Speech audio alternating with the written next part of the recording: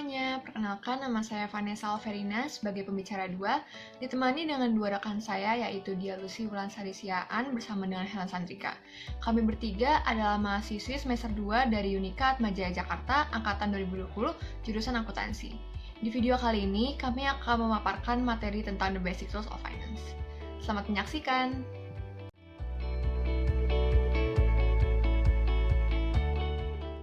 Sebelumnya juga Pak Franciscus kan sudah membahas ya, jadi sistem keuangan itu mengkoordinasikan tabungan dan investasi, di mana partisipan dalam sistem keuangan itu membuat keputusan mengenai alokasi sumber daya dari waktu ke waktu dan juga penanganan risikonya. Kemudian keuangan ini adalah bidang yang mempelajari bagaimana sih seseorang mengambil keputusan mengenai alokasi sumber daya yang dimilikinya dan juga penanganan risikonya. Next. Lucy. Iya, Lucy, Pak. Sebelum kau maju ke yang sekarang ini. Kalau bicara tentang sistem keuangan, dalam benak kamu sesuai dengan teori itu, pertimbangan kamu di dalam mengambil keputusan, kamu lebih suka di mana? Saving atau investment? Kalau saya sih tergantung ya Pak, lihat tingkat suku bunganya dulu. Kalau tingkat suku bunganya tinggi, ya saya lebih memilih untuk menabung. Tetapi ketika tingkat suku bunganya rendah, ya saya lebih memilih untuk berinvestasi, Pak. Apa dasar pertimbangan kamu investasi maupun kamu ingin menabung? Karena ketika tingkat suku bunganya itu tinggi, ya otomatis nanti tingkat pengembalian ke kitanya juga akan tinggi, Pak. Dan ketika tingkat suku bunganya rendah, kan orang-orang pasti akan lebih banyak yang meminjam uang dari bank, terus membuka usaha, sehingga ya investasi juga akan meningkat gitu. Oke, kalau dalam analogi semacam itu, berarti saya di dalam kategori itu, Anda dalam kategori risiko, mempertimbangkan risiko atau tidak? Anda melihat itu. Kalau pasar bergerak, oh saya suku bunga naik, saya lari ke suku bunga. Oh suku bunga turun, saya lari ke investasi. Apa dasar rasionalitas Anda dalam memutuskan itu? Ya saya juga pasti akan mempertimbangkan risikonya sih Pak. Misalnya apa coba? Misalnya ya tingkat suku bunga rendah kan pasti harga saham juga turun ya Pak. Berarti kan kita juga ketika membeli saham tersebut ya akan mendapatkan labanya juga rendah gitu. Jadi daripada kita berinvestasi ya lebih baik kita menabung di bank yang akan mendapatkan pengembaliannya itu tinggi gitu. Oke, lanjut silakan. Oke, ini topik kita pertama, nilai sekarang, nilai waktu dari uang. Jadi konsep nilai waktu dari uang itu adalah suatu konsep di mana uang saat ini itu lebih bernilai dibandingkan uang di masa yang akan mendatang. Nah, untuk membandingkan jumlah dari waktu yang berbeda, kita itu menggunakan konsep present value dan future value. Nah, apa sih present value? Jadi present value adalah jumlah yang saat ini dibutuhkan dengan menggunakan tingkat bunga yang berlaku untuk menghasilkan jumlah di masa depan. Jadi, misalkan saya ditawarkan nih untuk berinvestasi yang akan menghasilkan 1 miliar pada tahun ke-10 ya, dalam 10 tahun. Pasti kan pertanyaannya, berapa sih nilai 1 miliar di masa saat ini, di masa sekarang ini? Atau pertanyaannya, berapa sih uang yang seharusnya saya keluarkan agar saya bisa menghasilkan 1 miliar dalam 10 tahun? Jadi, konsep present value ini membantu kita untuk mengetahui nilai sekarang dari nilai masa depan. Kemudian ada konsep future value. Jadi future value adalah jumlah pada masa depan yang akan dihasilkan dari masa sekarang dengan tingkat bunga yang berlaku. Jadi kalau misalkan saya menabung nih di bank, saya menyetorkan uang sebesar 1 juta. Nah, saya itu ingin tahu berapa sih total uang saya di bank dalam 3 tahun. Jadi saya ingin tahu nilai masa depan dari tabungan saya. Nah, selanjutnya kita akan masuk ke contoh. Sabar, kau sebelum masuk contoh. Contoh gampang lah, kalian kan orang akuntansi itu anak-anak pintar semua. Tapi ini kan kita mau melihat, kalau hitung-hitung tuh kalian raja lah orang akuntansi itu, jagonya. Tapi maknanya apa kira-kira Lucy? Maknanya sehingga saya memutuskan bahwa nilai sekarang itu lebih menguntungkan, lebih tinggi dibandingkan nilai masa depan. Apa yang memberikan keputusan, implikasi, sehingga saya lebih memilih apa? Apa maknanya kira-kira menurut lo? Langsung saya misalkan ya Pak, misalkan saya diberi 2 pilihan, apakah saya ingin diberi uang 1 juta saat ini, atau uang 1 juta di 2 tahun yang mendatang. Pasti kan pilihannya ya saya ingin memilih, ingin diberi uang 1 juta saat ini. Kenapa begitu? Ya karena uang 1 juta saat ini yang saya terima, itu bisa saya tabungkan. Dan nanti 2 tahun yang mendatang, total tabungan saya itu kan akan lebih, akan lebih besar dari uang si 1 juta ini. Jadi, misalkan uang 1 juta saat ini itu bisa digunakan untuk beli barang-barang banyak hal gitu ya Pak. Tapi uang 1 juta di 3 tahun yang mendatang itu belum tentu bisa digunakan untuk membeli banyak hal. Seperti itu Pak, makanya dikatakan bahwa uang saat ini tuh ya lebih berharga dibandingkan uang masa depan. Karena nilai uang dari waktu ke waktu itu berbeda. Seperti itu Pak. Oke, lanjut. Nah, ini ada konsep aturan 70. Jadi aturan 70, jika sebuah variabel tumbuh dengan kecepatan X% per tahun, variabel itu akan berlipat ganda dalam waktu sekitar 70 per X tahun. Jadi, konsep aturan 70 ini kita bisa menggunakannya tuh untuk mengetahui kira-kira kita butuh waktu berapa lama untuk mengetahui misalkan pertumbuhan ekonomi di Indonesia menjadi 2 kali lipat dari pertumbuhan ekonomi sebelumnya. Jadi kita ingin mengetahui waktu yang kita butuhkan agar pertumbuhan ekonomi di Indonesia menjadi berlipat ganda, menjadi 2 kali lipat. Begitupun misalkan penduduk Indonesia, kita ingin tahu penduduk Indonesia itu bisa 2 kali lipat dari penduduk Indonesia sebelumnya itu membutuhkan waktu berapa lama. Seperti itu. Contoh di sini, misalkan dalam perekonomian Elliott, pendapatan tumbuh 1% per tahun sehingga dibutuhkan waktu sekitar 70 tahun agar pendapatan menjadi 2 kali lipat. Jadi ketika pendapatannya tumbuh 1%, itu pendapatannya akan menjadi 2 kali lipat dengan waktu sekitar 70 tahun. 70 tahunnya dapat dari mana? Ya udah, ini kan rumusnya 70 per X. Nah, X-nya itu kan persen, berarti 70 per 1. Jadi dia membutuhkan 70 tahun, sekitar 70 tahun agar pendapatannya menjadi 2 kali lipat. Ini contoh selanjutnya juga sama aja. Next akan dijelaskan oleh Vanessa. Iya, selanjutnya saya akan menjelaskan mengenai managing risk atau yang disebut dengan mengelola risiko.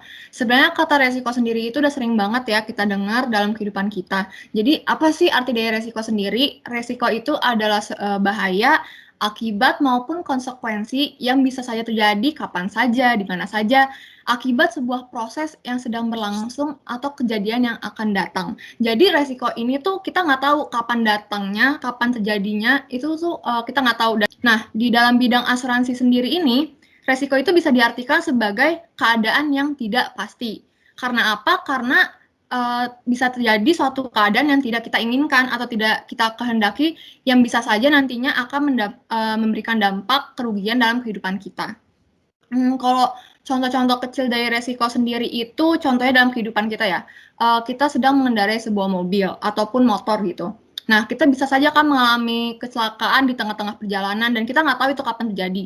Kalau misalkan disangkut pautkan dengan kehidupan ekonomi, misalnya itu seperti kita punya tabungan nih. Nah, kita ingin menyimpan tabungan ini di sebuah pasar saham. Nah, kita bisa aja itu mengalami keuntungan maupun kerugian dari harga saham tersebut. Karena apa? Karena kita kan harus lihat juga kan prospek perusahaannya tersebut, apakah dia untung apa rugi.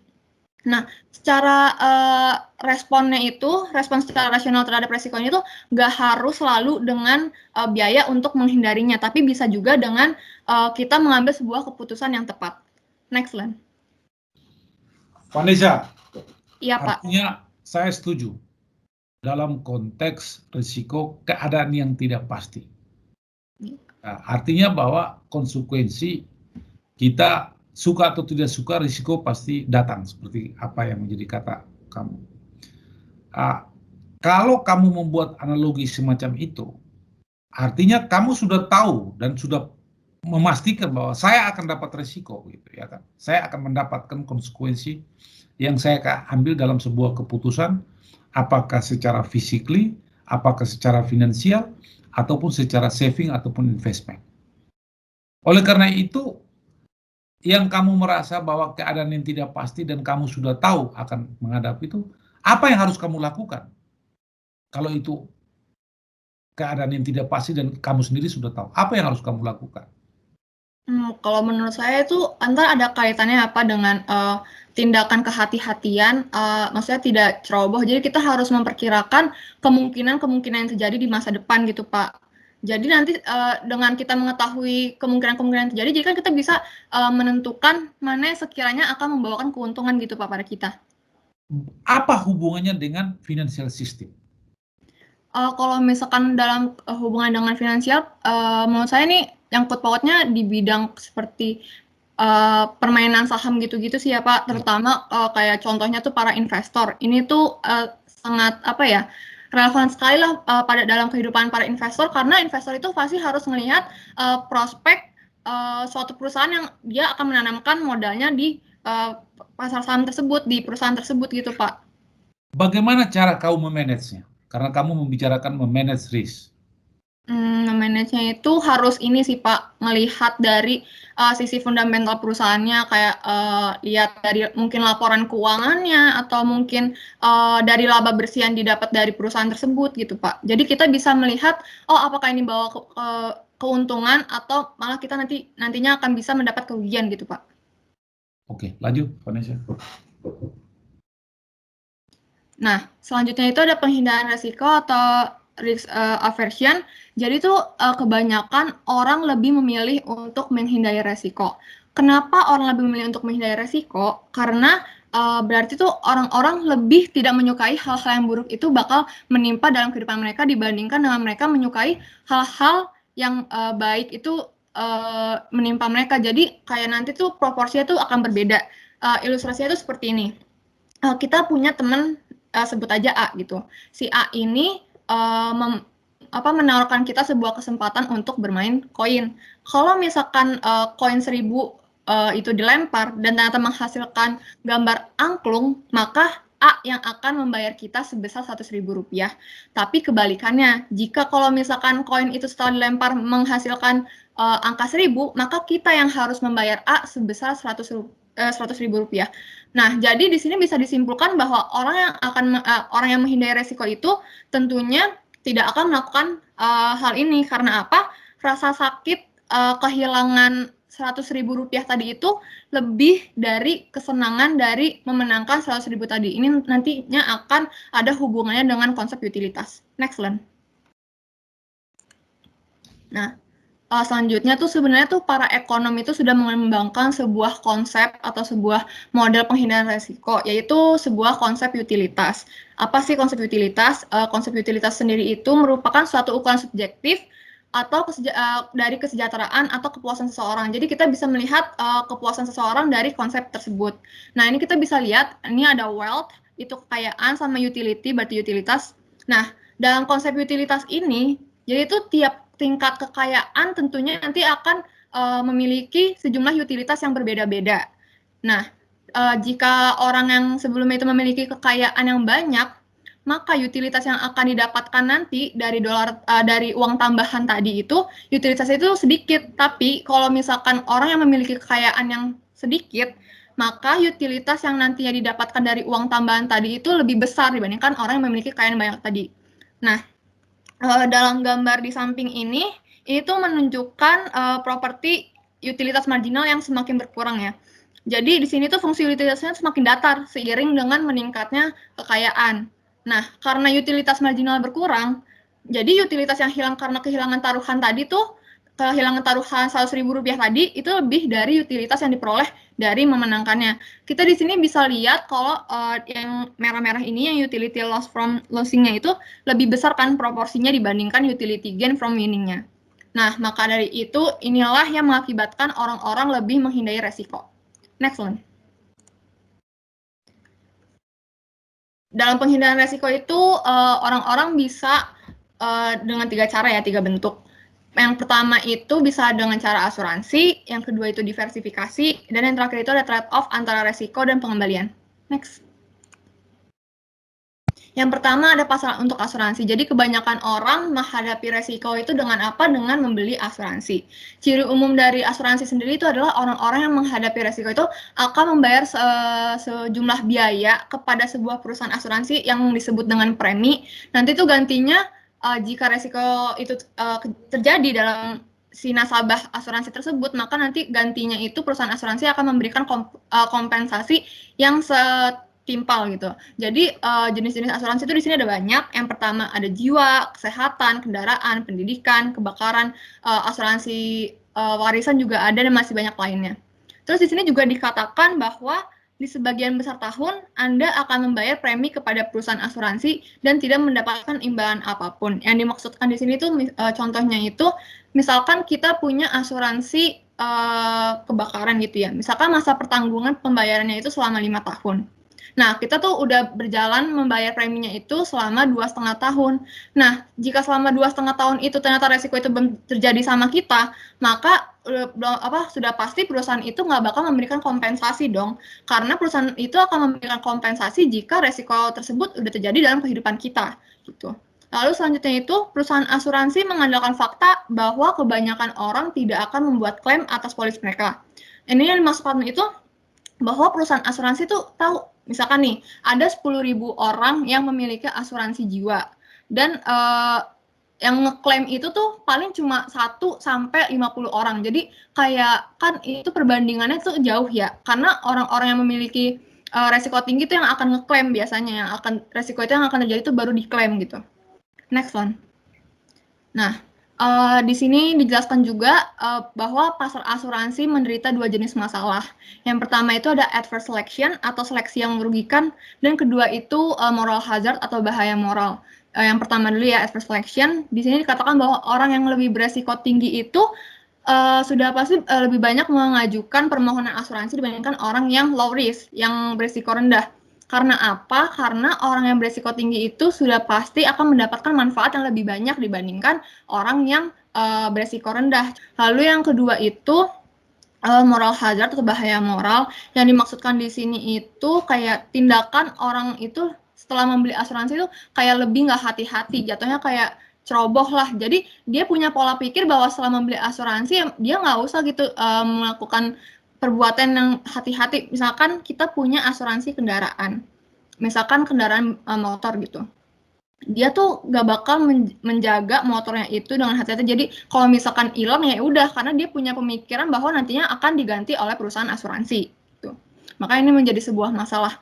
Nah, tapi sebenarnya tuh perusahaan asuransi tuh udah menyadari kedua jenis masalah ini. Nah, tapi itu mereka nggak bisa sepenuhnya waspada. Karena apa? Karena mereka tidak bisa membedakan secara spesifik mana orang yang lebih beresiko tinggi dan mana orang yang lebih beresiko rendah. Lalu masuk ke harga asuransi ya.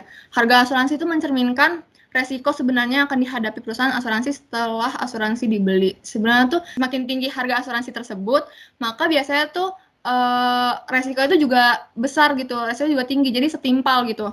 Nah, dan kebanyakan karena harga asuransi yang tinggi itu menyebabkan orang-orang yang beresiko rendah tuh kayak ya udahlah nggak usah beli asuransi, masa kan saya beresiko rendah, buat apa, nanti manfaatnya juga yang saya dapat juga nggak sebanyak yang saya inginkan gitu.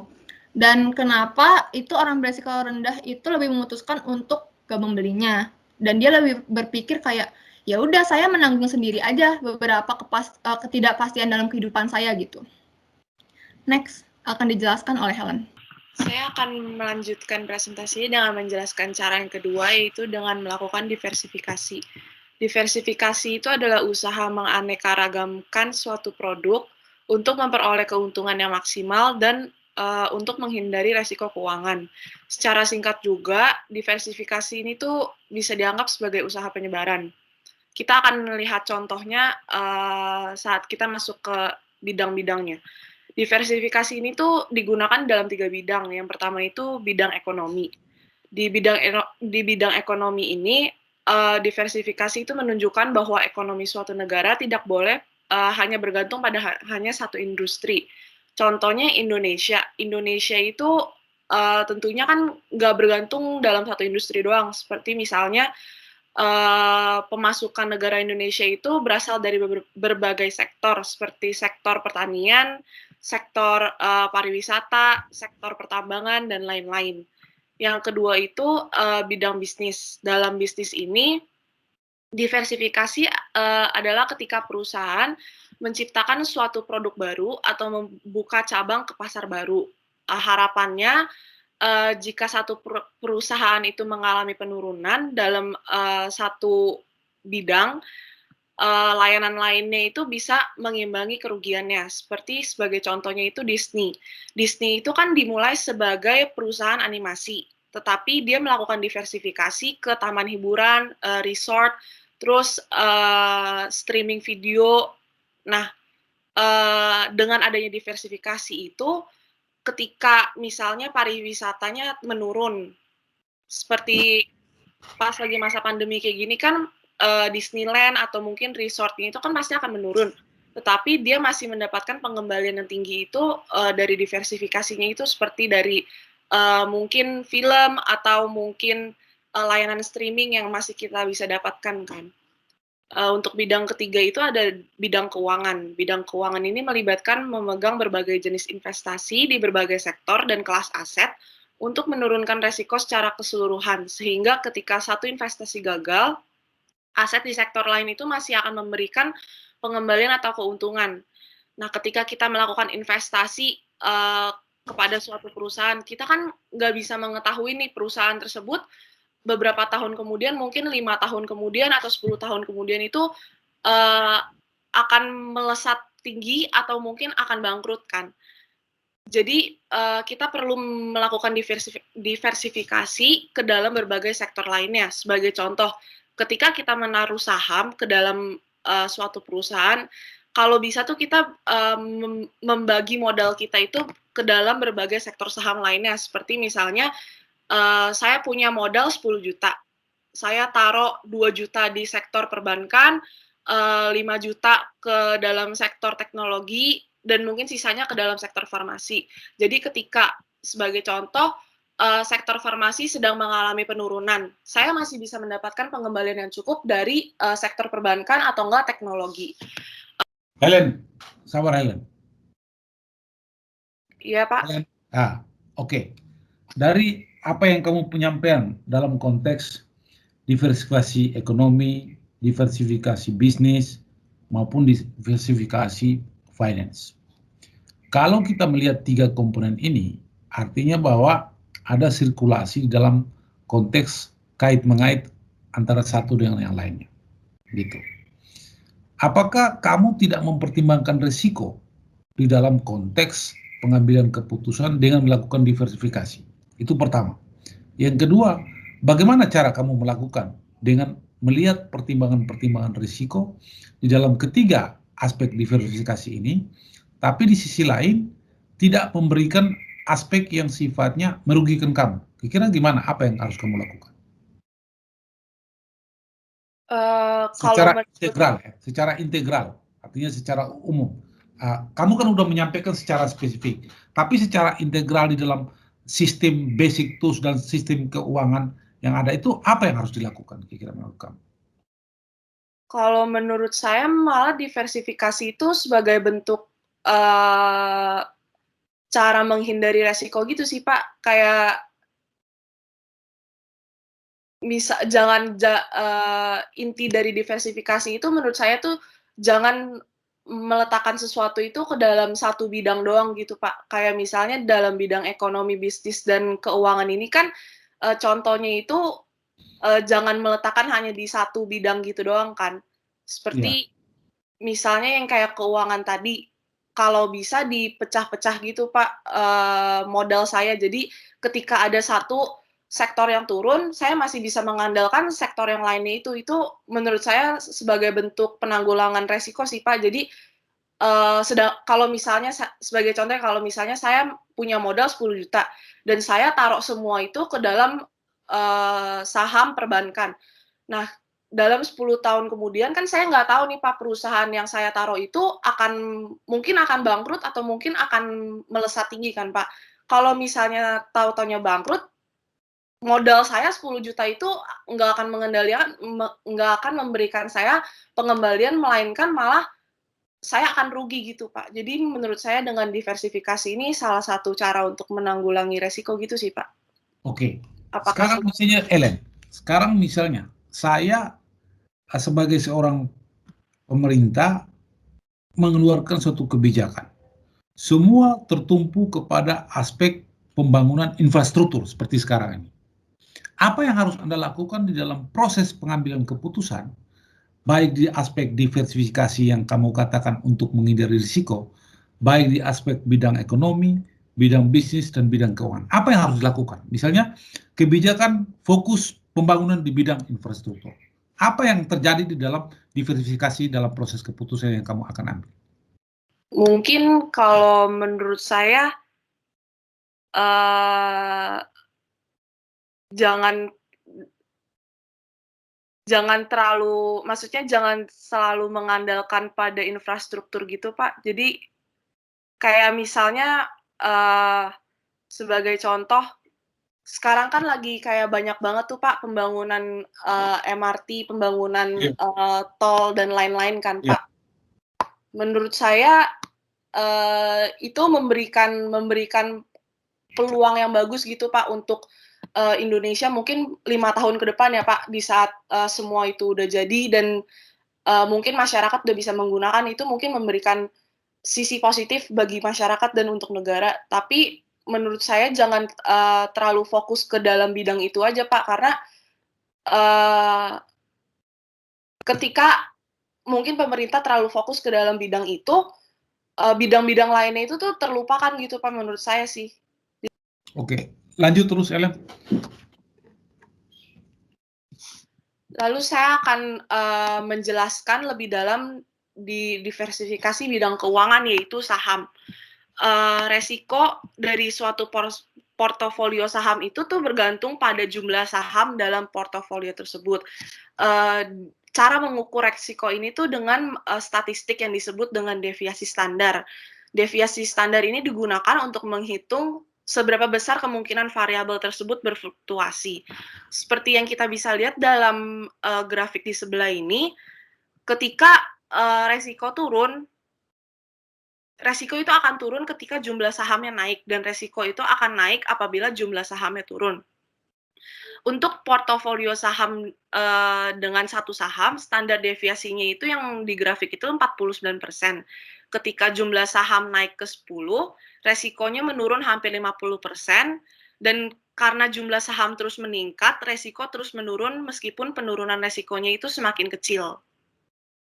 Jadi yang kita bisa lihat ini, semakin kita menaruh jumlah saham di berbagai bidang yang berbeda itu, resikonya itu akan menurun. Inti dari grafik itu sih seperti itu. Lalu saya akan menjelaskan cara yang ketiga itu, yaitu trade-off antara resiko dan pengembalian. Trade-off adalah situasi di mana seseorang harus membuat keputusan terhadap dua hal atau lebih, mengorbankan atau kehilangan suatu aspek dengan alasan tertentu untuk memperoleh aspek lain dengan kualitas yang berbeda sebagai pilihan yang diambil. Setiap jenis investasi tentunya memiliki tingkat resiko masing-masing dengan tingkat pengembalian yang berbeda-beda. Ketika memutuskan bagaimana mengalokasikan tabungan mereka, orang-orang harus memutuskan seberapa besar resiko yang mereka bersedia lakukan sih untuk mendapatkan keuntungan yang lebih tinggi. Seperti yang kita tahu, investasi saham itu kan menawarkan tingkat pengembalian yang jauh lebih tinggi kan daripada investasi di bidang lain seperti mungkin obligasi atau rekening tabungan bank. Tapi dengan tingkat pengembalian yang tinggi ini, resiko yang harus kita tanggung itu juga lebih. Nah, di trade-off ini kita akan melihat apa sih kemungkinan atau keputusan yang orang-orang tuh biasanya akan ambil gitu. Sebagai contoh di sini, kita harus pertimbangkan seseorang memilih bagaimana mengalokasikan portofolionya di antara dua kelas aset. Kelas aset pertama itu investasikan ke saham yang terdiversifikasi dengan pengembalian rata-rata 8%. Namun resikonya itu pasti lebih tinggi dibanding kelas aset kedua, yaitu kita menginvestasikan ke obligasi atau rekening tabungan bank dengan pengembalian 3%. Semakin banyak individu memasukkan saham, semakin besar resiko juga ya, dan keuntungannya. Namun kita harus tahu nih di sini bagaimana orang tuh beda-beda gitu, kayak tergantung, misalnya A akan lebih memilih kelas aset pertama karena menurut dia pengembalian yang dia dapatkan itu lebih tinggi daripada resiko yang akan diambil, dan mungkin dia tipe orang yang nekat gitu. Dia nggak apa-apa mengambil resiko yang tinggi, dan menurut dia bisa menanggulangi resiko-resiko itu dengan melihat fundamental perusahaan yang dia taruh. Sedangkan mungkin ada orang yang kedua, orang B ini lebih memilih untuk menaruh tabungannya itu di tabungan bank aja dengan pengembalian yang kecil tapi aman, pasti dia tidak akan rugi gitu loh. Seperti yang kita bisa lihat di sini ilustrasinya itu, ketika jumlah sahamnya naik, pastinya resiko dari saham tersebut juga akan naik, namun pengembaliannya tinggi. Tapi ketika jumlah saham yang kita taruh itu turun, resiko kita juga akan turun, dan pengembalian kita juga akan turun. Balik lagi, pilihan antara resiko dan keuntungan ini bergantung pada keengganan resiko seseorang. Kepada pilihan orang tersebut lebih memilih yang mana, dia lebih memilih resiko yang tinggi tapi pengembaliannya tinggi, atau resiko yang rendah tapi pengembaliannya rendah. Selanjutnya akan dijelaskan oleh teman saya mengenai penilaian aset. Selanjutnya ada penilaian aset. Jadi di penilaian aset ini ada yang namanya analisis fundamental. Nah, apa sih analisis fundamental? Jadi analisis fundamental adalah studi tentang laporan akuntansi perusahaan dan prospek masa depan untuk melihat nilainya. Jadi untuk melihat prospek masa depan dari perusahaan tersebut, kita itu melihat laporan keuangan perusahaan tersebut. Apakah perusahaan tersebut mengalami kerugian atau tidak. Nah, sebelum kita membeli saham dari sebuah perusahaan, kita harus membandingkan harga saham dengan nilai sahamnya. Jadi yang pertama, jika harga sahamnya lebih besar dari nilainya, maka saham tersebut dinilai terlalu tinggi. Nah, ketika saham tersebut dinilai terlalu tinggi, maka saham tersebut dianjurkan untuk dijual karena harga sahamnya tinggi. Nah, kedua, jika harga saham kurang dari nilainya, maka saham tersebut dinilai terlalu rendah. Ketika saham tersebut dinilai terlalu rendah, maka saham tersebut dianjurkan untuk dibeli. Kenapa dibeli? Karena harga sahamnya rendah. Berarti kan kita yang diuntungkan si pembeli. Kemudian yang ketiga, jika harga sahamnya sama dengan nilainya, maka saham tersebut dinilai secara wajar, jadi seimbang. Ya, saya akan menjelaskan mengenai the efficient market hypothesis atau hipotesis pasar efisien. Jadi ini merupakan sebuah hipotesis yang menjelaskan keterkaitan antara harga saham dengan informasi-informasi yang ada. Nah, harga yang terjadi di pasar itu sebenarnya cerminan dari informasi yang ada di publik. Menurut teori ini tuh sebenarnya satunya hal yang bisa menggerakkan harga saham itu adalah berita-berita yang bisa mengubah persepsi pasar terhadap nilai perusahaan. Jadi makanya kenapa investor yang punya pengetahuan atau penguasaan informasi lebih dari investor-investor lainnya itu sangat memungkinkan dia akan lebih mempunyai potensi keuntungan lebih tinggi daripada investor yang lainnya. Dalam hipotesis ini tuh terdapat 3 bentuk. Yang pertama itu ada yang hipotesis pasar efisien lemah, yang kedua itu semi kuat, dan yang ketiga itu kuat. Next, Len. Ya, jadi yang saya akan menjelaskan lebih dalam. Yang pertama itu yang lemah ya. Jadi yang dibentuk lemah ini kita tidak mendapatkan informasi apapun yang nantinya bisa menunjukkan gimana sih pergerakan pasar dan harga saham. Maksudnya itu nggak ada yang bisa memprediksi harga saham karena pergerakannya itu yang tidak jelas, misalnya random gitu. Lalu yang kedua itu bentuk yang semi kuat. Berbeda dengan yang lemah. Kalau lemah itu kan masih nggak ada informasi ya yang bisa menunjukkan. Nah, kalau yang di semi kuat ini bisa diprediksi oleh publik dengan gimana? Dengan melihat informasi-informasi yang ada. Nah, di tahap ini, di bentuk ini itu kita bisa menggunakan yang namanya analisis fundamental seperti yang dijelaskan oleh Dia Lucy tadi, yaitu studi tentang laporan akuntansi perusahaan dan prospek masa depannya untuk melihat nilai dari pasar tersebut. Terus selain analisis fundamental, itu juga ada yang teknikal. Ini tuh bisa dilakukan untuk mendapatkan sebuah keuntungan yang maksimal. Lalu bentuk yang terakhir itu bentuk yang kuat. Di sini sama yang kayak semi kuat, dia tuh mendapatkan informasi, tapi di sini dia bisa diakses melalui yang sifatnya umum maupun yang sifatnya rahasia. Yang dimaksud rahasia itu informasi yang berasal dari orang dalam, contohnya tuh orang-orang bagian manajemen atau dewan direksi. Nah, ini tuh bisa menjadi salah satu cara bagi para investor untuk mendapatkan langkah investasi yang lebih menguntungkan, karena kalau dapat informasi dari orang dalam kan lebih lengkap lah informasinya istilahnya gitu ya kan. Nah, tapi setahu saya itu kalau pasar modal yang di Indonesia itu tidak membolehkan atau tidak membenarkan adanya yang bentuk kuat ini. Karena apa?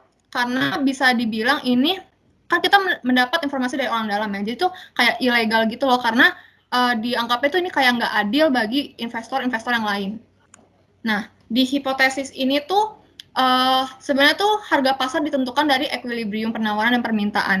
Artinya pada harga pasar, jumlah saham yang ditawarkan untuk dijual sama persis dengan jumlah saham yang ingin dibeli orang. Dengan kata lain itu, pada harga pasar, jumlah orang yang menganggap harga saham tersebut itu dinilai terlalu tinggi, itu tuh sebanding atau jumlahnya sama banyak dengan orang yang menilai harga tersebut terlalu rendah. Jadi itu seimbang gitu ya. Karena semua saham dinilai itu secara adil sepanjang waktu. Lalu yang kedua dijelaskan bahwa pasar saham menunjukkan efisiensi informasional. Yang dimaksud dengan efisiensi informasional itu jadi semua informasi yang tersedia itu tentang nilai aset. Nah, harga saham itu bisa berubah ketika informasi juga berubah. Nah, contohnya tuh ketika kabar baik tentang prospek perusahaan itu dipublikasikan gitu ya. Nah, nanti secara otomatis tuh kayak nilai dan harga sahamnya itu juga ikut naik. Keduanya tuh ikut naik. Tapi kebalikannya, jika ada suatu kabar yang beredar gitu dipublikasikan mengenai prospek perusahaan yang jelek atau buruk gitu, maka nanti nilai dan harga sahamnya itu juga turun. Next. Selanjutnya saya akan menjelaskan tentang market irrationality atau pasar yang irasional. Pasar yang irasional ini didasarkan oleh tindakan investor yang irasional. Nah, ketika suatu aset atau pasar naik di atas nilai fundamentalnya, pasar dikatakan mengalami gelembung spekulatif atau spekulatif bubble. Selanjutnya kita akan belajar lebih dalam mengenai spekulatif bubble ini. Spekulatif bubble atau gelembung spekulatif adalah lonjakan nilai aset dalam industri komoditas atau kelas aset tertentu ke tingkat yang tidak berdasar dan tidak realistis. Nah, hal ini tuh dipicu oleh aktivitas spekulatif irasional yang tidak didukung oleh fundamentalnya.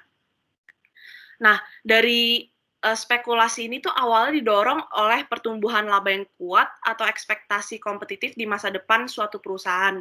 Jadi ketika mungkin suatu perusahaan itu mengalami laba yang tinggi, lagi melonjak banget, atau investor mengira-ngira nih, kemungkinan beberapa tahun kemudian perusahaan tersebut akan naik gitu. Jadi dari spekulasi ini tuh mengakibatkan ketakutan dan keserakan investor, sehingga ketika pasar naik, yang pada dasarnya itu merupakan saat pasar mengalami keuntungan dan harganya tinggi, investor buru-buru membeli saham tersebut. Akhirnya sampai gelembung muncul, lalu tidak lama dari itu saham akan turun secara cepat, secara merosot banget, dan harga akan kembali turun ke nilai fundamentalnya. Ketika mengalami penurunan yang tajam, investor yang mungkin serakah itu akan buru-buru keluar dari pasar karena takut dan panik, sehingga akan mengalami kerugian. Mereka tuh hanya akan kembali ketika saham tersebut menguat secara substansial. Hal ini pun pada akhirnya akan mengakibatkan pasar yang irasional. Seperti yang bisa dilihat sendiri di PowerPoint ini, ada grafik di sebelah kiri itu grafik spekulatif bubble.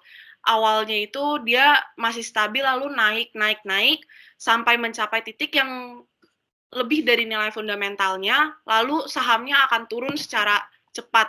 Nah, di saat saham turun secara cepat itu, investor yang keluar dari pasar tersebut itu akan mengalami kerugian yang besar. Hal itu mengakibatkan pasar yang irasional. Teman-teman, bagus sekali penyampaiannya. Terima kasih. Saya ingin minta pendapat dari pembicara bertiga ini. Kalau kita melihat basic tools yang kalian sampaikan dan sistem keuangan, dalam sistem keuangan, baik dari aspek yang namanya instrumennya, baik dari aspek risikonya, baik dari aspek produknya, maupun dari aspek cara mengatasinya. Apa yang kamu sarankan kepada kami selaku investor, ataupun juga pemilik modal, dalam tindakan pengambilan keputusan sehingga tidak terjadi yang namanya risiko yang berakibat daripada aspek yang sifatnya merugikan kami ataupun juga pertimbangan yang lain yang kalian berikan saran dalam konteks apa yang harus kami putuskan yang terbaik untuk kami. Kira-kira apa yang kamu lakukan dalam konteks basic tools maupun financial system ini? Kira-kira apa? Pak, saya mau jawab, Pak. Ya, silakan. Kalau menurut saya itu, kalau kaitannya dengan materi yang sekarang itu, dari ketiga bentuk aspek-aspek tadi itu yang paling menguntungkan atau resikonya paling rendah itu bentuk yang diversifikasi, yang kayak dijelaskan tadi oleh Helen. Karena apa? Karena diversifikasi itu kan berarti dia membagi modalnya itu ke beberapa sektor kan, Pak? Iya. Nah, dengan begitu misalkan misalkan ada 5 sektor, terus kita kan masukin 5-5-nya dong modal kita. Seandainya 2 sektor itu mengalami kerugian, kita kan masih ada modal yang masih kemungkinan itu masih bisa diuntungkan kan dalam tabungan kita gitu loh, Pak. Jadi menurut saya yang paling efektif itu dari ketiga bentuk-bentuk tadi ya diversifikasi, Pak. Mungkin anggota lain ada yang mau nambahkan? Helen atau tadi siapa?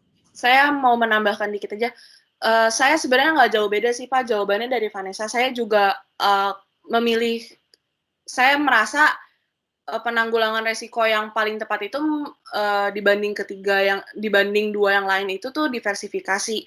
Kenapa? Karena yang seperti tadi Vanessa udah bilang, ketika kita menaruh modal kita di berbagai sektor yang berbeda, dan mungkin ada beberapa sektor yang turun, karena kan kita nggak tahu nih perusahaan ke depannya akan turun atau naik. Mungkin aja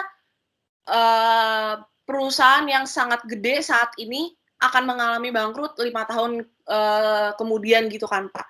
Sedangkan kalau misalnya kita masih memegang investasi di bidang lain, di perusahaan yang lain, itu akan mengurangi resiko kita mengalami kerugian secara total. Tapi menurut saya mungkin ada baiknya ketika kita melakukan investasi saham sepertinya, kita mesti lihat dulu nilai fundamental dari perusahaan itu, prospek ke depannya gimana, apakah perusahaan itu mengalami profit atau loss. Seringkali yang terjadi saat ini ya Pak, apalagi kan akhir-akhir ini lagi terkenal banget dan ngetren banget investasi saham kan Pak. Banyak anak-anak muda, banyak anak-anak yang mungkin belum punya pengetahuan yang cukup akan saham, akan investasi itu, main taruh saham aja begitu aja tanpa melihat prospek ke depan perusahaan yang dia taruh itu. Dia cuman ngelihat, mungkin dia cuman ngedenger, oh perusahaan ini bagus, oh perusahaan ini lagi naik nih. Seperti yang mungkin saham yang baru-baru ini terjadi tuh Antam, Aneka Tambang. Itu tuh setahu saya Antam itu tuh udah melebihi nilai fundamentalnya banget, tapi masih banyak investor yang menaruh saham banyak-banyakan di situ. Sampai pada akhirnya ketika nilai fundamentalnya itu udah mencapai titik paling atas dan tidak naik lagi, investor antara tidak mengalami keuntungan atau mungkin di saat nanti nilai fundamentalnya turun, nilai sahamnya turun, investor akan mengalami kerugian gitu. Makanya mungkin saran yang saya bisa berikan adalah sebelum melakukan investasi atau penanaman modal dimanapun itu, kita harus lihat dulu sih Pak, kayak prospeknya gimana, apakah akan baik atau gimana, dan mungkin pelajari dulu gitu perusahaan yang akan kita taruh sahamnya. Gitu sih Pak. Oke, terima kasih. Kalian ada yang mau tambah? Ya, jadi benar kata Helen sama Vanessa, sebelum kita melakukan berinvestasi, kita itu harus melihat dulu prospek dari perusahaan tersebut. Jadi kita harus tahu dulu kira-kira berapa sih keuntungan kita ketika kita menginvestasikan misalnya sejumlah uang sebesar misalnya 10 juta ya Pak. Kita harus tahu dulu nanti di tahun yang akan datang itu kira-kira berapa keuntungan yang kita dapatkan. Dan kita juga harus melihat resikonya karena ya setelah kita melakukan apapun itu pasti ada resikonya gitu. Jadi kita harus bisa memanage resiko tersebut. Jadi ya intinya kita harus melihat prospek dari perusahaan tersebut dan juga melihat resiko yang nanti akan kita lalui gitu Pak, yang akan kita dapatkan ketika kita melakukan tersebut. Itu sih Pak. Oke, baik, terima kasih. Bagus. Sekian penjelasan materi dari kelompok kami. Selanjutnya akan dilanjutkan dengan pemaparan materi oleh dosen kami dan diakhiri dengan kesimpulan. Baik teman-teman, selamat pagi semua, salam sehat. Yang pertama, bahwa hari ini kita bicara salah satu itemnya tentang the basic tools of finance. Kalau kita bicara tentang basic tools of finance, maka kita akan melihat bahwa ada instrumen apa atau apa yang disebut dengan dalam penggunaan instrumen keuangan, apakah yang disebut dengan present value atau apa yang disebut dengan future value di dalam konteks nilai tambah, di dalam konteks apa yang harus dilakukan dan bagaimana pergerakan daripada keuangan itu atau uang itu dipengaruhi di dalam berbagai timeline ataupun waktu gitu. Lalu mengapa di dalam problem yang ada di dalam apakah present value atau future value yang akan datang dalam proses-proses perhitungan di dalam penempatan dana kita, apakah dalam bentuk tabungan, apakah dalam bentuk investment, tetapi kita tidak bisa terhindar dari apa yang disebut dengan risiko. Jadi setiap orang itu, mengapa itu risiko itu terjadi begitu, dan bagaimana risiko itu kita menginjeksikan dalam konteks membagi risiko kita kepada atau invest kita atau saving kita kepada instrumen lain misalnya. Ya, ini yang perlu dibahas gitu. Lalu apa dalam konteks aset-aset yang kita berharap bagaimana sehingga menggunakan risiko itu dengan pola-pola pendekatan analisis, sehingga instrumen-instrumen apa, metode-metode apa yang harus kita lakukan di dalam proses melihat dan menganalisis sebuah risiko itu. Kita lihat, kalau kita bicara tentang financial system, maka instrumen yang harus kita pikirkan kembali kepada, sudah sampaikan kepada teman-teman kelompok berapa kemarin yang sudah menyampaikan tentang saving and investment gitu. Jadi hubungan atau indikasi di dalam mempengaruhi yang namanya saving and investment. Lalu apa hubungan antara saving investment di dalam partisipasi atau di dalam konteks kaitan dengan financial system? Maka oleh karena itu yang terpenting di sini selalu berurusan dengan apa yang disebut dengan decision making ataupun di dalam proses-proses pengambilan keputusan dalam mengalokasi seluruh sumber daya potensi kita dengan melihat timeline ataupun waktu serta risiko yang akan kita hadapi. Sehingga finansial, kalau bicara tentang finansial, itu selalu akan berkaitan dengan studi tentang proses pengambilan keputusan. Jadi di dalam proses pengambilan keputusan, Anda harus melihat, Anda yang harus menentukan, saya dalam kategori dalam mengambil keputusan ini ada punya konsekuensi risiko yang harus saya ambilkan. Nah, tinggal kita meminimalisir risiko itu. Nah, tergantung pada Anda, apakah Anda dalam konteks yang mau mengambil sifat dalam decision making Anda adalah perilaku atau tipologi seorang yang high risk, atau Anda sebagai seorang yang moderat, ataupun Anda yang dalam kategori low risk di dalam proses ini. Nah, ini yang akan kita bahas di dalam proses pengambilan keputusan. Nah, oleh karena itu, yang terpenting di sini bahwa present value di dalam konteks nilai sekarang itu pasti akan berbeda kalau kita melihat future value itu. Nah, future value pasti berbeda di dalam perhitungan-perhitungan itu. Nah, misalnya, contohnya, Anda punya menabung hari ini dengan bunga yang Anda dapat hari ini, pasti ke depan itu akan mendapatkan hasil yang berbeda pasti. Nah, ini ada akumulasi. Nah, tinggal Anda melihat di dalam konteks baik present value maupun future value itu dalam kategori apa yang Anda akan lakukan.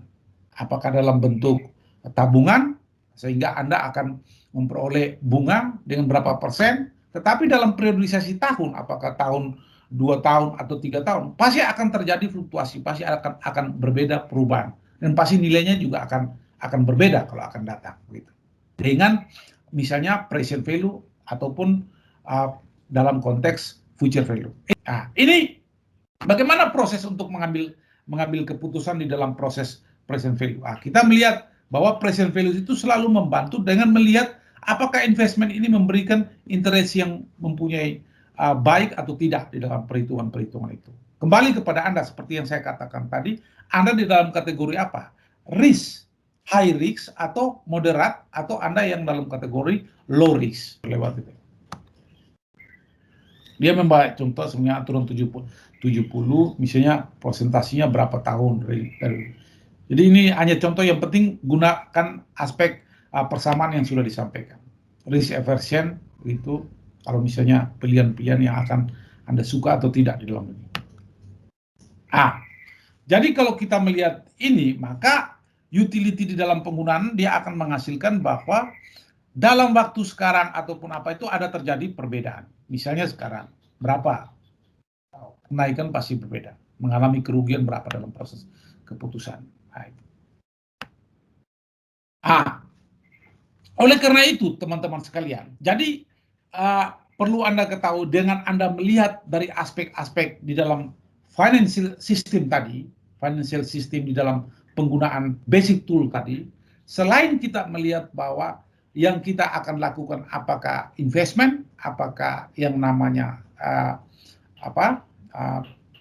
investment maupun tabungan tadi, saving ataupun dan sebagainya, itu bagian daripada instrumen di dalam kita melakukan penguasaan di dalam kontribusi kita terhadap modal yang kita miliki. Tetapi di sisi lain perlu diketahui bahwa seperti yang saya katakan tadi, kita selalu berhadapan dengan risiko. Bagaimana risiko itu kita membaginya begitu. Untuk membaginya ada berbagai instrumen di dalam tools atau basic tools sistem finansial. Salah satu untuk membaginya adalah dengan asuransi. Ataupun juga implikasi daripada asuransi ini tinggal Anda melihat di dalam tempo ataupun jangka waktu yang akan Anda tentukan sesuai dengan kapasiti daripada asuransi yang Anda pilihkan. Misalnya contoh, Anda beli mobil, pasti akan menempatkan asuransi apabila terjadi konsekuensi yang berat ataupun kecelakaan, pasti Anda akan memberikan asuransi sebagai imbalan daripada untuk mengatasi risiko itu. Jadi ada kompensasi risiko yang kita bagikan itu. Selain asuransi, bisa juga misalnya asuransi jiwa atau terjadi kecelakaan dan sebagainya. Macam-macam untuk kita risiko. Termasuk juga di dalam dunia finance pun juga sama. Untuk mengambil risiko itu kita tidak bisa menempatkan semua proses dana atau kapitalisasi modal kita cuma di pasar uang saja begitu. Atau kita berbagi di yang namanya pasar modal, ataupun juga kita berbagi di dalam pasar hutang atau di obligasi, ataupun juga kita berbagi di yang namanya surat berharga lain misalnya. Misalnya dalam konteks reksadana ataupun dalam bentuk yang lain misalnya. Tergantung Anda memilih. Selain asuransi, ada juga Anda harus melakukan yang namanya aspek-aspek di dalam asuransi itu. Anda pasti melihat benefitnya. Kalau Anda melihat benefitnya, tinggal Anda melihat apa yang harus dilakukan dalam posisi keputusan untuk melihat Anda sebagai seorang high risk. Problemnya yang perlu Anda ketahui di dalam adverse selection maupun moral hasrat, misalnya kita bicara di dalam moral hasrat itu sendiri, problemnya misalnya Anda menempatkan dana gitu. Anda menempatkan dana dalam proses insentif. Anda menempatkan dana, tiba-tiba terjadi suatu formulasi atau suatu kasus atau krisis di dalam lembaga keuangan atau bank itu sendiri, di mana Anda menempatkan dana cukup besar, 10 juta. Tapi tiba-tiba ada resiko yang datang, yang tidak terduga lah. Misalnya risiko sistemik, ada risiko non-sistemik, ada risiko sistemik. Kasus-kasus seperti Bank Senturi misalnya, mungkin pernah kalian dengar. Atau kasus-kasus seperti sekarang ini, yang kasus asuransi Jiwasraya, atau kasus Asabri, ataupun lembaga-lembaga keuangan swasta. Yang menjadi problem daripada insurance of market dalam pasar asuransi dalam konteks moral hazard ataupun adverse selection ini, yang terjadi adalah Anda menempatkan dana sekitar 10 miliar, menjadi pertanyaan pada saat terjadi risiko di dalam konteks pada lembaga atau institusi perbankan atau keuangan ataupun pembiayaan lain, negara hanya punya menjamin dalam konteks negara, misalnya LPS, lembaga penjamin simpanan, itu hanya bisa mengembalikan kalian dana itu cuma 2 miliar. Jadi 10 miliar yang kalian tempatkan, itu 8 miliarnya hilang. Nah, pertanyaan kita, di mana aspek adverse selection maupun moral hasrat di sini? Nah, ini yang perlu menjadi pertanyaan kita, di mana posisi di dalam moral hasratnya begitu. Proses insentif maupun award daripada risiko yang mempengaruhi kita, yang kita hadapi. Nah ini, oleh karena itu kembali kepada yang saya sebutkan tadi atau kita bahas tadi, decision making. Anda harus mempertimbangkan risiko-risiko yang harus Anda hadapi. Ini yang perlu dilihat atau diantisipasi. Kadang kita terjebak dari aspek pemahaman dalam konteks literasi keuangan. Kita punya kapitalisasi modal yang cukup besar dengan konsep, tetapi kita tidak mempertimbangkan informasi yang baik sehingga terjadi asimetris informasi. Artinya informasi yang Anda peroleh dengan keputusan yang Anda ambil itu bertolak belakang. Sehingga Anda mengalami loss ataupun mengalami kerugian ataupun mengalami kegagalan dalam investasi ataupun simpanan Anda. Nah ini yang perlu dilihat, karena apa? Informasi itu sangat penting berkaitan dengan yang namanya kinerja perusahaan, performance perusahaan, ataupun juga likuiditas daripada perusahaan dan sebagainya. Nah, yang terpenting di sini adalah bagaimana kita akses informasi. Jangan terpengaruh atau terbuai dengan marketing yang membuai dengan aspek yang bagus-bagus dan bonus-bonus dan juga kapitalisasi modal dengan pola-pola pendekatan yang menggiurkan. Nah ini yang kita terjebak di situ. Karena emosi kita itu terbawa dalam konteks bagaimana profit atau benefit untung yang besar. Tapi tidak mempertimbangkan informasi untuk memperhitungkan yang namanya risiko, dan pada saat Anda mengambil keputusan atau decision making, Anda akan terjebak dalam polarisasi-polarisasi yang merugikan diri Anda sendiri. Nah ini yang terjadi kita di Indonesia itu selama ini semacam itu. Nah ini sebagian besar. Oleh karena itu terus terang aja hasil riset daripada OJK ataupun lembaga keuangan dari aspek inklusif keuangan kita itu, artinya inklusif keuangan artinya kita punya modal, pelayanan perbankan, fasilitas, servisnya oke, kita punya banyak uang, tetapi kita punya kapitalisasi keuangan cukup baik. Tapi di sisi lain, aspek literasi kita itu di dalam proses aspek yang namanya inklusivitas itu 70%. Artinya masyarakat kita cukup punya uang yang capacity yang bagus begitu. Nah, problemnya dari aspek literasi itu hanya cuma 30%. Nah, kalau menyangkut literasi keuangan artinya bahwa pemahaman kita terhadap penggunaan uang dengan informasi penggunaan dalam mempertimbangkan risiko atau pertimbangkan dalam aspek-aspek yang sifatnya keputusan, kita selalu gagal dalam situ. Nah, jangan heran banyak orang yang bunuh diri ataupun mungkin ada orang tua atau kerabat kita yang jatuh stres, banyak yang gila, ya karena itu tadi tidak mempertimbangkan informasi di dalam sebuah keputusan dengan pertimbangan-pertimbangan risiko. Risiko itu bisa datang dari dalam perusahaan itu sendiri maupun datang dari luar. Nah, ini tinggal kita mengambil keputusan dalam melihat dari aspek itu. Kalau kita lihat, maka oleh karena itu Anda harus melakukan yang namanya standar deviasi. Itu dengan penggunaan dalam perhitungan-perhitungan statistik untuk menghitungi risiko. Nah, selain asuransi, selain Anda menggunakan standar deviasi, maka untuk membagi risiko, kita harus melakukan yang namanya diversification. Diversifikasi. Jadi apa? Apakah diversifikasi yang harus kita lakukan? Kita harus menempatkan, istilahnya jangan telur Anda simpan di dalam satu keranjang. Tapi telur itu harus Anda simpan dalam berbagai keranjang. Sehingga kalau satu telur atau satu keranjang jatuh, masih ada keranjang-keranjang yang lain. Nah ini pun juga sama kalau kita melakukan yang namanya tabungan ataupun kita melakukan investasi, itu salah satu instrumen selain asuransi ataupun kita melakukan perhitungan standar deviasi dalam penilaian, tapi ada juga yang disebut dengan diversifikasi. Nah, penempatan dana Anda harus melihat dengan pertimbangan-pertimbangan risiko. Jadi bukan cuma di saham aja, di share aja, tapi di stok aja, tapi juga mungkin ada di obligasi atau di pasar uang ataupun juga di deposito dan lain sebagainya. Dengan mempertimbangkan risiko yang rendah atau moderat ataupun high risiko. Nah, ini sebagai contoh bagaimana di stok portofolio kalau Anda melihat dengan yang terpenting di sini teman-teman sekalian untuk mengeliminir dalam risiko ataupun untuk mendapat yang namanya return atau keuntungan dari kita, pasti ada interaksi. Tinggal kita mau melihat di dalam stoknya risknya berapa persen, lalu government bond-nya berapa persen. Artinya apa? Anda menempatkan berapa persen pada saham, berapa persen pada surat utang negara misalnya, di dalam melihat perbandingan. Jadi ada aspek interaksi dalam proses pembelian trade-off tadi. Nah, ini juga sama aja sebagai contoh untuk melihat mengantisipasi risiko.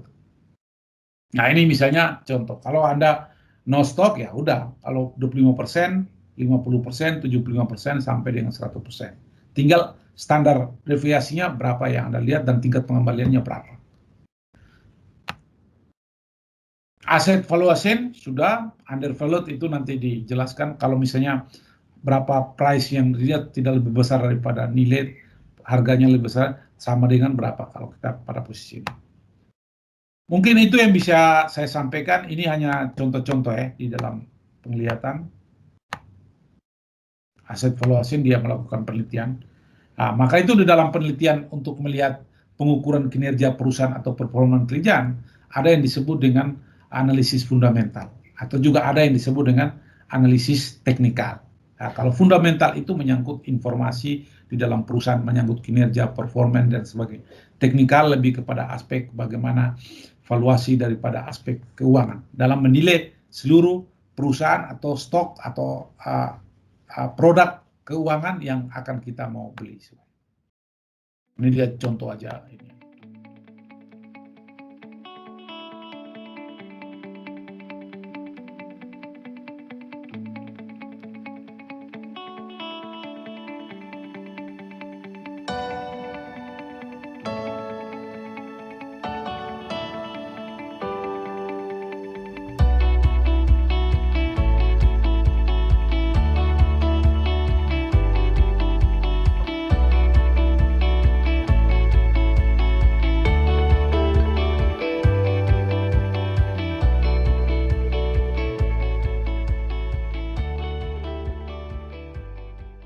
Sekian video presentasi dari kelompok kami. Mohon maaf bila ada salah kata. Semoga pemaparan materi dari kelompok kami dan juga dari Pak Franciscus Saverius Lara Aba dapat bermanfaat untuk kita semua. Terima kasih.